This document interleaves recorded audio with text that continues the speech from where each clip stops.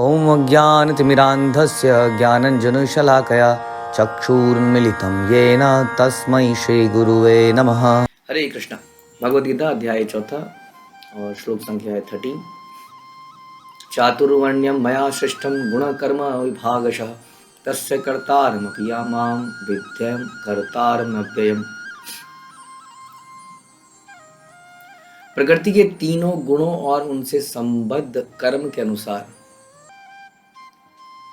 मेरे द्वारा मानव समाज के 4 विभाग रचे गए। यदि भी मैं इस व्यवस्था का सृष्टा हूँ, किंतु तुम यह जान लो कि इतने पर भी मैं अव्यय अकर्ता। तो हम लोग डिस्कस कर रहे थे कि मनुष्य सकाम कर्मों में बड़ा लिप्त हो जाता है और देवताओं के पास चला जाता है और देवताओं से उसकी कामनाओं की पूर्ति हो जाती है और इस कारण से वो इस संसार में बंधा ही रह जाता है, क्योंकि देवताओं से उसको उसके कर्मों की फल जल्दी प्राप्त हो जाता है। तो भगवान ये कहना चाह रहे थे कि जो मुझे शरण मेरी शरण में आता है ये यथा माम प्रपद्यन्ते। हाँ, जो मेरी शरण में आता है उसको कहीं ना कहीं देवताओं की शरण छोड़नी पड़ती है। जब देवताओं की शरण छोड़ता है तो कुछ मिलने वाली चीज़ ऐसा लगता है कि नहीं मिलेगी, क्योंकि भगवान हमने देखा है कि इच्छाओं की पूर्ति इतनी आसानी से नहीं करते हैं। वो हमारे भले को देखकर ही हमारी इच्छाओं की पूर्ति करते हैं। इसलिए कई लोग भगवान की कृष्ण की पूजा इसलिए भी नहीं करते हैं और बाकी देवताओं की पूजा करते हैं तो उनकी मुरादें ऐसा उन्हें लगता है कि जल्दी पूरी हो जाती हैं, क्योंकि भगवान सोच समझ के देते हैं। एक बच्चा यदि अपने पिता से कुछ मांगता है तो पिता सोच समझ के देता है, उसकी सारी डिमांड्स को पूरी नहीं करता है। वो देखता है क्या इसके लिए ज़रूरी है, नहीं है ना। लेकिन कोई अनजान व्यक्ति है, कोई अंकल है, वो हो सकता है बढ़िया बढ़िया चॉकलेट ले आए और पिताजी हो सकता है चॉकलेट खाने को मना कर दे, है ना। तो भगवान हमारे पिता हैं एक्चुअली में हमारे पिता ही हैं, तो बड़ा सोच समझ के हमारी रिक्वायरमेंट को पूरा करते हैं। तो ये समझने की बात है। इसलिए बाकी जगह जाते हैं तो इच्छाएं तो पूरी हो जाती है, लेकिन इस संसार में कंटिन्यूसली चलता रहता है। अब भगवान कहते हैं इन सब से निकलने का भगवान ने एक तरीका बनाया। ये जो आदमी एक श्रृंखला में विशियस साइकिल में फंस जाता है, जिसमें वो कुछ इच्छा करता है, इच्छा पूर्ति करने के लिए कर्म करता है, कर्म से कुछ रिएक्शन आते हैं, रिएक्शन होने की वजह से फिर से पैदा होता है, फिर इच्छाएं करता है। तो इससे धीरे धीरे ऊपर उठने के लिए भगवान इतने दयालु हैं। यदि हम देवी देवताओं की पूजा में भी लगे हैं या कहीं और लगे हैं, कर्म कांड में लगे हैं, तो भगवान ने एक ऐसा सिस्टम बनाया जिसको हम कहते हैं वर्णाश्रम, जिसके माध्यम से व्यक्ति इस संसार के इन चंगुल से, इल्यूजन से निकल सके। ये वर्णाश्रम क्या है? ये वर्णाश्रम क्या है? ब्राह्मण, क्षत्रिय, शूद्र, वैश्य, ब्रह्मचारी, गृहस्थ, वानप्रस्थ और सन्यासी। तो 4 आश्रम और 4 वर्ण। आश्रम किसको कहते हैं? ब्रह्मचारी आश्रम, गृहस्थ आश्रम, वानप्रस्थ आश्रम और सन्यास आश्रम, जो कि पहले 20-25 साल ब्रह्मचारी आश्रम, फिर अगले 25 साल गृहस्थ आश्रम, फिर अगले 25 साल वानप्रस्थ आश्रम और फिर अगले 25 साल सन्यास आश्रम। तो पहले 25 साल जो है आदमी ब्रह्मचर्य व्रत का पालन करता है, यानी कि अध्ययन करता है। उस अध्ययन का मतलब हमारे B.Tech, M.Tech, CA ये अध्ययन उसका मतलब नहीं है ऐसा आजकल समझे जाए। उसका मतलब है अभी वो अपनी लाइफ का पर्पस, भगवान, सेल्फ रियलाइजेशन, ये सारी चीज़ें करेगा और इस समय पर वो केवल अपोजिट जेंडर के साथ एसोसिएट नहीं करेगा।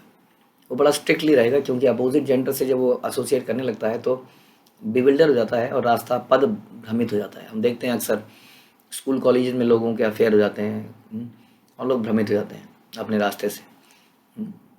तो 25 साल तक वो बड़े कठिन तपस्या करेगा, जल्दी उठेगा, मेहनत मजदूरी करेगा किसी तरह से घर में जहाँ भी है। हालांकि आजकल ऐसा माहौल तो नहीं रहा है, लेकिन ऐसा शास्त्र बताते हैं। तो इस तरह का माहौल रहेगा। इस 25 साल तक वो ऐसा करेगा और 25 साल के बाद में वो यदि वो गृहस्थ आश्रम में एंटर करना चाहता है तो गृहस्थ बनेगा। और उसके बाद उससे फ़ायदा ये होता है कि पहले 25 साल उसने खूब तपस्या करी होती है, लाइफ के पर्पस को समझा होता है, बड़ी डिटेल एनालिसिस करी होती है। तो ये सब करने के बाद में जब वो गृहस्थ आश्रम में जाता है तो बड़ा संभला हुआ होता है। नहीं तो अक्सर आदमी गृहस्थ आश्रम में जाता है तो पागल सा हो जाता है एकदम से। उसको लगता है अब मेरा इंद्रिय भोग का रास्ता खुल गया है, now I will enjoy my life, और उस चक्कर में उससे कई पाप कर्म हो जाते हैं। तो यदि उसने गृहस्थ आश्रम से पहले ब्रह्मचर्य आश्रम बहुत अच्छे से बिताया होता है, तो गृहस्थ आश्रम के अगले 25 साल वो भगवान की चेतना में जगता है। पति पत्नी दोनों मिलके गृहस्थ आश्रम इस प्रकार चलाते हैं कि दोनों मिलके भगवान की सेवा कर पाएँ। इसलिए शादी से पहले ही एक्चुअली में इन सब ट्रेनिंग की आवश्यकता है, जिसको हम कहते हैं कि अभी तो तुम्हारी उम्र ही क्या है, वास्तव में वही उम्र है। तो गृहस्थ आश्रम में अगले 50-25 साल बिताता है, यानी कि टोटल 50 साल लाइफ के, और उसके बाद रिमेनिंग 25 साल में वो अपनी सेवाओं से निवृत्त होने लगता है, नौकरी से, घर के बच्चों की जिम्मेदारियों से, क्योंकि उन्हीं के ऊपर धीरे धीरे सौंपता है, अब आप लोग इसको संभालिए, अब मुझे और पत्नी को, दोनों को भगवान की सेवा में लग जाना है। वानप्रस्थ आश्रम, संन्यास आश्रम जो अंतिम है, जो कि वास्तव में इस युग के लिए उसको निषेध करा गया, कलयुग में खासतौर पे। कलयुग में संन्यास आश्रम सबके लिए नहीं है। पहले तो ये लाइक अ सिस्टम था, प्रणाली, कि आपने वानप्रस्थ गए उसके बाद संन्यास लोगे ही लोगे। अब जो है संन्यास थोड़ा रेयर सिचुएशन है, लेकिन इसमें व्यक्ति सोशली डेड हो जाता है, यानी कि उनके घर में अगर कुछ हो जाए, अनहोनी भी हो जाए, तो भी वो उसकी चिता की अग्नि जलाने नहीं आएंगे संन्यास आश्रम, क्योंकि उन्होंने सोशली कट कर लिया अपने आप को, टोटली अपने आप को डेडिकेट कर दिया। तो संन्यास आश्रम केवल हम बता रहे हैं आपको, this is not for you और मी जनरली। हम लोग वानप्रस्थ आश्रम तक कह सकते हैं, जिसमें पत्नी के साथ हम लोग अपनी जिम्मेदारियों से निवृत्त होते हैं और टोटली भगवान की भक्ति में लगते हैं। तो इस प्रकार से ये 4 आश्रम हैं। फिर 4 वर्ण हैं जिसमें ब्राह्मण पहला वर्ण। श्रील प्रभुपाद के तात्पर्यों से जो हमने सीखा, उसमें यही हमने सीखा कि ब्राह्मण जो है सबसे बुद्धिमान वर्ग कह सकते हैं। आजकल बुद्धिमान वर्ग मत हो गया एडवोकेट, लॉयर, मैनेजमेंट कंसल्टेंट, ये बुद्धिमान जो आपको गाइड करते हैं, स्ट्रेटेजी मेकर। वास्तव में ये लोग जो हमें गाइड करते हैं किसी भौतिक वस्तु के लिए करते हैं। जब हम बोलते हैं ब्राह्मण, तो जो ब्रह्म को जानता है, जो जानता है कि ईश्वर कौन है, हमें ईश्वर को प्राप्त करने के लिए करना क्या है, जो इस ज्ञान को रखता है और दूसरों को गाइड करता है, जिसका जीवन केवल इसी कार्य में लगता है। वो कमाई का साधन नहीं अपनाता है, वो उस ज्ञान का वितरण करके कमाई नहीं करता है, लेक्चर लेने के लिए पैसे नहीं लेता है किसी से, भागवत कथा करने के लिए पैसे नहीं लेता है, वो भगवान के नाम का प्रसार करने के लिए करता है, हरिनाम का प्रचार करने के लिए करता है। तो वो ब्राह्मण है जो कि बुद्धिमान वर्ग है, जबकि संसार के सारे बाकी 3 वर्गों को निर्देशित करता है। ब्राह्मण के बाद हम सुनते हैं क्षत्रिय। क्षत्रिय जो है बाकी सारे वर्णों की जो है सुरक्षा की जिम्मेदारी रखते हैं। टैक्स कलेक्शन हो गया, ये इनका काम है। टैक्स कलेक्शन के अलावा ज़्यादा से ज़्यादा इम्पोर्टेंट है टैक्स का डिस्ट्रीब्यूशन। किस तरह से इसको, टैक्स को, इस कलेक्शन को इस तरह के कार्यों में लगाया जाए कि समाज में धर्म की स्थापना हो और लोग धार्मिक कार्यों में जुड़े। तो इस कार्य के लिए क्षत्रिय, जैसे कि हम कहते हैं कि बादल से, सूर्य जो है समुद्र से पानी को सोख लेता है और सारे संसार में बारिश बन के गिराता है, तो उसी तरह क्षत्रिय जिस व्यक्ति के पास धन संपत्ति है उससे लेकर उसको इस तरह से योजनाएं बनाता है कि सारे संसार की समृद्धि हो सके। वास्तविक कैसी समृद्धि हो सके कि सब लोग भक्ति में लग सकें, और वो दुष्टों को दंडित करता है, जैसे कि यहाँ पर परीक्षित महाराज हम देखते हैं श्रीमद् भागवत में दंडित करते हैं कलयुग को। तो ऐसे लोगों को वो घुसने नहीं देता अपने राज्य में। इस प्रकार से क्षत्रियों का काम मुख्य यही है, सुरक्षा प्रदान करना और मैनेजमेंट एडमिनिस्ट्रेशन करना। उसके बाद हम सुनते हैं कौन, वैश्य, जो कि बिजनेस करते हैं। और वो क्या बिजनेस करते हैं, अक्सर ये बताया गया कि वो कृषि के ऊपर डिपेंड होते हैं, दूध गाय पे डिपेंड होते हैं, क्योंकि बड़ी इंपॉर्टेंट है। और मेनली जो अर्निंग वर्ग होता है वो यही वर्ग होता है जो धन कमाता है, और इसका क्या काम है, धन कमा के ये मदद करता है क्षत्रियों की, ये मदद करते हैं ब्राह्मणों की, ताकि सारी व्यवस्था चल सके। और शूद्र कौन है, शूद्र वो हैं जो खुद से बहुत ज़्यादा इन चीज़ों के बारे में नहीं जान सकते, लेकिन वो सेवा कर सकते हैं, मीनियल सर्विस कर सकते हैं, आपके घर में कुछ काम कर सकते हैं। और इस तरह से जब वो इनके लिए काम करते हैं तो ये लोग इनको आशीर्वाद देते हैं। ध्यान रखिए, रिश्ता बड़ा प्रेममयी होता है। पैसे की लेन देन तू मैं जैसा आजकल हो जाती है, इन चीज़ों में नहीं होती है। तो वो बड़े प्रेम से सेवा करते हैं, और सेवा जिनकी होती है वो इनको बहुत आशीर्वाद देते हैं, इनकी ज़रूरतें भी पूरी करते हैं सारी, और उन्हें अल्टीमेटली ब्राह्मण की और बाकियों की सेवा करके वही कृपा प्राप्त हो। अब ये सारा वर्णाश्रम जो है, ये भगवान कहते हैं इस श्लोक के अंदर कि ये मेरा बनाया हुआ है, and this is very practical, this is very scientific. Srila Prabhupada ने बोला किसी भी ऑर्गेनाइजेशन में भी हम जाते हैं तो हम देखते हैं इस तरह का डिवीज़न दिखता है। वहाँ पर कुछ मैनेजमेंट क्लास होती है जिसको ब्राह्मण कह सकते हैं भौतिक रूप से अगर देखें तो। वहाँ पर कुछ एडमिनिस्ट्रेशन होता है हर ऑफिस के अंदर, एडमिनिस्ट्रेटिव क्लास होती है। उसके बाद कुछ लोग होते हैं जो मार्केटिंग कर रहे होते हैं, ये सारी चीज़ देख रहे होते हैं। और बाकी कुछ होते हैं जो मीनियल सर्विस कर रहे होते हैं, छोटी क्लैरिकल सर्विस कर रहे होते हैं, और बाकी सफाई वगैरह कर रहे होते हैं। तो किसी भी जगह में हम जाएं दुनिया में, किसी भी जगह पर ये जो डिवीज़न है ये बड़ा नेचुरल है। और इस डिवीज़न से हम देखते हैं सारी चीज़ें सुचारू रूप से चलती है। हर कोई व्यक्ति अपने अपने लाइन में परफेक्शन है उसकी। यदि उसकी सेवाएं लेनी है तो उसको बाकी चीज़ों से फ्री करना पड़ेगा। यदि ब्राह्मण की सेवाएं हमें लेनी है कि वो हमें गाइड कर सके, तो ब्राह्मण के बाकी कार्यों को हमें ले लेने पड़ेंगे ताकि वो अपने बाकी कार्यों से फ्री हो सके और केवल हमें direction they they, which is the most important thing.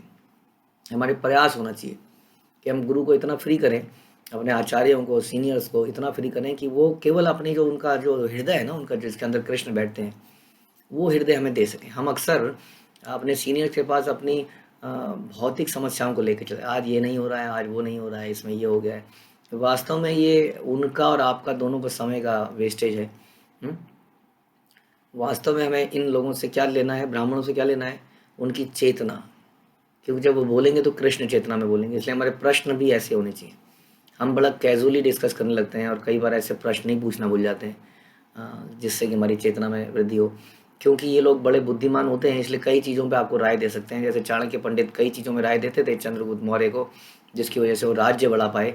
लेकिन इनकी वास्तविक वस्तु ये नहीं, क्योंकि बुद्धिमान है, जैसे रूप और सनातन बहुत बुद्धिमान थे, इसलिए हुसैन शाह ने उनको अपनी सरकार में रखा हुआ था, prime minister and finance minister. क्योंकि ब्राह्मण बुद्धिमान होता ही है, लेकिन he was misusing them. Why? क्योंकि उनको सरकार चलाने के तरीके पूछता था और वो बताते थे। क्योंकि उसका एक अलग कारण था, क्योंकि वो ब्राह्मणों को मार रहा था कि यदि तुम मेरे मिनिस्टर नहीं बनोगे तो सारे वैष्णवों को समाप्त कर दूंगा। तो इस तरह का उनका वो उपयोग कर रहा था हुसैन शाह। लेकिन उन्होंने बाद में उसको किसी तरह से हुसैन शाह के चंगुल से भाग गए और फिर सारे संसार में उन्होंने धर्म का प्रचार कर दिया। तो ब्राह्मण के समय का सदुपयोग है कि उससे ये चर्चाएं करी जाए कि कैसे कृष्ण चेतना में आगे बढ़ा जा सकता है, ना कि अपनी प्रॉब्लम्स की सॉल्यूशन। क्योंकि संसार में कोई ऐसा दिन नहीं आएगा जब हमारी प्रॉब्लम्स नहीं रहेंगी। तो ये जो सिस्टम बनाया है भगवान इस श्लोक में बहुत इंपॉर्टेंटली कह रहे हैं कि ये मेरा बनाया हुआ है, because this is the most practical thing, because every mind is a different mind. सबके सोचने समझने के तरीके अलग हैं, चेतना अलग है। इसलिए ब्राह्मण का होना जरूरी है, क्षत्रिय का होना जरूरी है, शूद्र और वैश्य का होना जरूरी है। लेकिन ये जाति के आधार पर नहीं है। भगवान कहते हैं ये किस आधार पर है? हाँ, तीनों गुणों और उससे संबंध कर्म के अनुसार। यानी कि व्यक्ति का रुझान कैसा है, व्यक्ति का सोचने का तरीका कैसा है, उसके कर्म कैसे हैं, उसके अनुसार ये वर्ण डिसाइड होते हैं। ऐसा कभी संसार में नहीं होता है कि एक आदमी जो है डॉक्टर है, MBBS, उसका एक बच्चा हुआ, आप कहेंगे चलो जी अब मेरे बच्चे आपके बच्चे को दिखा देंगे, मैंने तो आपको दिखाया, आपका बच्चा मेरे बच्चे का फैमिली डॉक्टर बन जाएगा। तो छूटते ही पहला क्वेश्चन आता है, क्या वो डॉक्टर बनना चाहता है? पता लगा वो इंजीनियर बन गया, फिर कैसे इलाज करेगा? तो कहीं ऐसा देखा नहीं गया कि जज साहब का बेटा जज साहब कहलाता है। हाँ, लेकिन ऐसा पता नहीं क्यों देखा गया कि ब्राह्मण के बेटे को हम ब्राह्मण बोल देते हैं। तो भगवान यहाँ बोलते हैं कि ऐसा बिल्कुल नहीं है, ये हमारे रुझान, प्रकृति, कर्म हम क्या करते हैं उसके आधार पर है। लेकिन ये बड़े प्रैक्टिकल हैं और इन सब का एक ही पर्पस है, कैसे हमारी चेतना को बढ़ाया जाए। ये जो व्यवस्था की जाती है, हाँ, व्यवस्थाएं क्यों करी जाती है? हम लोग भी बहुत प्लानिंग करते हैं, फेस्टिवल्स की, यात्राओं की मैनेजमेंट करते हैं। ऐसा नहीं है ना कि हम कहते हैं कि सब कृष्ण की इच्छा पर है, हो जाएगा, चलो यात्रा लेकर निकलो। सब कृष्ण जैसे ही कृष्ण करेंगे वैसा देखेंगे। हम लोग पूरी माइन्यूट लेवल पे उसकी प्लानिंग करते हैं। हाँ, तो लेकिन उस सारी प्लानिंग का पर्पस क्या होता है? उस यात्रा प्लानिंग का सारा पर्पस ये है कि ज़्यादा समय हमारा ऐसे वेस्ट ना हो, ज़्यादा से ज़्यादा संकीर्तन, ज़्यादा से ज़्यादा कथा, दर्शन हम कर पाएँ, इस तरह की व्यवस्थाएं हो। पता लगा पूरा दिन हम होटल ही ढूंढ रहे हैं, धाम में गए और धाम में पूरे दिन सवेरे से शाम हो गई और होटल ही ढूंढे जा रहे हैं, दिन बेकार हो गया। तो कहने का मतलब है कोई भी सिस्टम, प्रणाली यदि बनाई गई है समाज में तो उसका एकमात्र पर्पस है कि कैसे हम अपने धर्म को एग्जीक्यूट कर पाएँ, कृष्ण भक्ति कर पाएँ। तो चतुर्वर्ण ये जो भगवान ने बनाए, ये जो 4 वर्ण और इतना बढ़िया सिस्टम दिया हमें, जिसको हम ठीक से फॉलो नहीं कर रहे हैं, आज हमने जाति के आधार पर इसको बना दिया है। इसका पर्पस क्या है? इस इतनी बढ़िया व्यवस्था का पर्पस कितना बढ़िया साइंटिफिकली डिसाइड किया है। देखिए हमारे शास्त्र कितने महान हैं, कैसे 4 वर्ण हैं, कैसे 4 आश्रम हैं। बिल्कुल क्योंकि प्रारंभ में आपको ज्ञान लेना है तो ब्रह्मचारी आश्रम, फिर गृहस्थ बनना है, फिर वानप्रस्थ बनना है, उसी तरह से 4 वर्ण हैं। इट्स अ परफेक्ट सिस्टम जिसको आज की डेट में बदनाम किया जाता है कास्ट सिस्टम से, because this is not what Krishna ऐसा कभी नहीं चाहते थे। तो इस सब का पर्पस भी ध्यान में रखना पड़ेगा। ब्राह्मण ब्राह्मण करते रहे लेकिन पर्पस ही भूल गए। तो इन सारे वर्णों का, आश्रमों का पर्पस है कैसे एक आम आदमी की जो कि चेतना देवताओं की पूजा करने में है, कर्म कांड करने में है, कुछ लाभ प्राप्त करने में है, उससे हटा के धीरे धीरे अपलिफ्ट किया जाए। यदि वो ब्राह्मणों की डायरेक्शन में रहेगा तो धीरे धीरे धीरे यदि उनकी सेवा करेगा, यदि वैश्य धन देगा, यदि शूद्र उनकी सेवा करेगा, यदि क्षत्रिय अपनी रक्षा करेगा, तो आप देखेंगे कि समाज परिवर्तित होता रहेगा। किसके डायरेक्शन में? ब्राह्मण की डायरेक्शन में। और सभी सुखी हो जाएंगे क्योंकि सभी कृष्ण चेतना में लग जाएंगे। तो इस सारे सिस्टम का पर्पस है development of Krishna consciousness, Krishna चेतना का विकास। इसलिए प्रभुपाद चाहते थे, आज भी मैं कहीं प्रभुपाद का एक कोट पढ़ रहा था कहीं पर, प्रभुपाद कहते थे कि हमारी जो संस्था है वो टोटली इंडिपेंडेंट होनी चाहिए, अपने आप पर ही। हमें इस तरह से अपना व्यवस्था करनी चाहिए कि हमें बाहर वाले समाज की आवश्यकता ही ना पड़े। हम जाएं उस समाज के पास, उससे डीलिंग करें, उनसे प्रचार करने के लिए, उन्हें प्रसाद देने के लिए, उन्हें कुछ देने के लिए उनके पास जाएं, ताकि वो भी कृष्ण भक्त बने। नहीं तो हमारी सारी ज़रूरतें धीरे धीरे हम इस तरह की व्यवस्था करें कि हमारे भक्तों के बीच में ही पूरी हो जाएँ। तो इसको कहते हैं दैवीय वर्णाश्रम। वास्तव में वर्णाश्रम जिसमें एकमात्र पर्पस कृष्ण की प्राप्ति है, वो वर्णाश्रम नॉर्मल वर्णाश्रम नहीं रह जाता है जैसा आजकल दिखता है, वो दैवीय वर्णाश्रम बन जाता है। और इस वर्णाश्रम में ऐसा भी देखा गया है कि कभी कभी एक ब्राह्मण क्षत्रिय का काम भी करने लगता है, कभी कभी क्षत्रिय ब्राह्मण का काम करने लगता है। ऐसा पॉसिबल है यदि गुरु आज्ञा दें, गुरु उसको पावर दें, तो ऐसा देखा गया है। क्योंकि ये दैवीय वर्णाश्रम है, तो क्योंकि ये कर्म के आधार पर है, इसलिए ये टैगिंग चेंज भी हो सकती है। लेकिन ये गुरु ही बता पाते हैं कि क्या आपके अंदर ऐसे गुण हैं कि आप क्षत्रिय बन पाओ या इस तरह की सेवाएं ले पाओ। तो इस तरह से इसमें इंटरचेंज भी हो सकता है। यदि हमारा बहुत सारे ऐसे एग्जाम्पल हम देखते हैं, विश्वामित्र है जो कि एक राजा थे, बाद में ब्राह्मण बने, और ऐसे परशुराम है जो कि वास्तव में ब्राह्मण थे और क्षत्रिय बने। हाँ, अगेन डिपेंडिंग ऑन हमारे कर्म कैसे हैं, हमारी चेतना कैसी हो रही है, लेकिन अल्टीमेट पर्पज इज कृष्ण प्रेम की प्राप्ति। उसी के लिए 4 वर्ण आश्रम बनाए गए हैं। ठीक है, तो ध्यान रखिए, इसमें कास्ट सिस्टम का ठप्पा मत लगाइए, ये बहुत ही साइंटिफिक है, इसके बिना समाज बिल्कुल नहीं रह सकता है। और ये अदृश्य रूप से समाज में है, हर समाज में। ऐसा नहीं है विदेशी कहते हैं हमारे यहाँ तो नहीं है, नहीं, वहाँ पर भी है। ये 4 वर्ण वहाँ भी मिलेंगे, लेकिन टैगिंग नहीं होगी। बस आप देखेंगे वहाँ पर भी एक इंटेलिजेंट क्लास होगी, वहाँ पर भी एक एडमिनिस्ट्रेटिव क्लास होगी, वहाँ पर भी इस तरह के लोग होंगे। लेकिन वहाँ पर वो दैवीय वर्णाश्रम नहीं है, क्योंकि वहाँ पर ये सारे सिस्टम किस लिए हैं? How to enjoy better. और यहाँ पर ये सिस्टम इसलिए बनाए जा रहे हैं कि how to develop our chetana, that is Krishna consciousness. Hare Krishna. Srila Prabhupada की जय, भगवद गीता की जय।